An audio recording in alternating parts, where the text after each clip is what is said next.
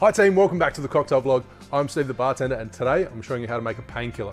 So the reason I chose this particular cocktail is because I've got an open can of Coco Lopez and I'm also trying to entice you to watch yesterday's video of the Blue Hawaii and the Blue Hawaiian. If that video gets 1,000 likes in the next 24 hours, I'm going to show you how to make your own DIY Coco Lopez. It is kind of hard to acquire in some countries around the world, so I'm sure it will help out you guys at home. And it's one of the essential ingredients in the Blue Hawaiian and the painkiller and pina colada, several other cocktails. So it'll be very useful to know that recipe. So make sure you watch that one and give it a thumbs up, give it a like. This particular recipe comes from Dutch Kills in Long Island, New York, but the original recipe comes from the 1970s from a lady called Daphne Henderson. She was on the Virgin Islands and she created the recipe, and about 20 years later the jerks from Puss's Rum decided to trademark that recipe, and pretty much there's a whole legal battle, and there was a bar called Painkiller. They got forced to change their name. They've sued bars for using different rums. Guess what guys, I'm using a different rum. So this is not a painkiller. I'm going to start off by measuring 60 ml. So Dutch, first after I find my jigger. So I'm going to start with 60 ml, 2 ounces,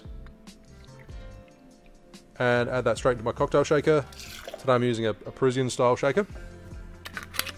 So the Dutch Kills recipe does call for 1.5 ounces. I think that's not quite enough. As far as rum goes, I'd probably recommend using, well, I quite like Appleton's, so I'm using an aged rum, but something from the Virgin Islands is probably more suitable. And then 45 ml of fresh pineapple juice, 1.5 ounces. Orange juice, 15 ml, half an ounce. Followed by your cream of coconut. Oh, it's chunky. 22.5 ml, 3/4 ounce. Add ice to your cocktail shaker and give it a good shake. Make sure you check out the link in the description below so you can find out where to find one of these shakers.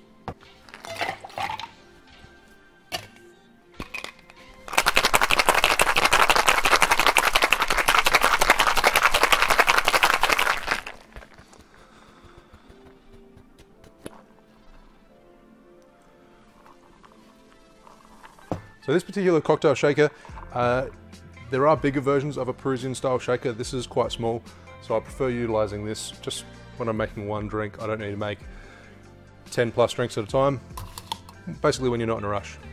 So fill your double old fashioned glass with ice and then strain over the top.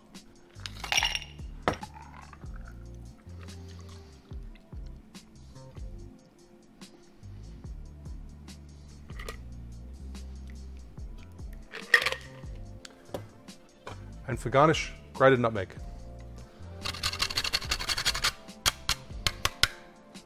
And there you don't have a painkiller. Cheers.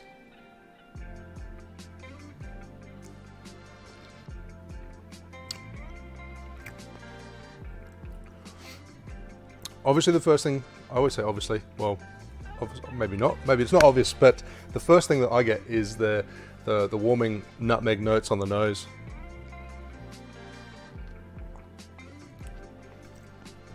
And then the color and the look of the drink is quite deceptive because it looks very creamy, and whilst it does have that thick texture, it's very tropical. You get the orange, the pineapple notes, and then you get this big punch of rum. 60 ml, 2 ounces in this. It's quite overpowering. Not overpowering, but strong in a good way. Thanks for watching. Make sure you like and subscribe. Hit that bell button, and I'll see you soon for another cocktail video. Cheers.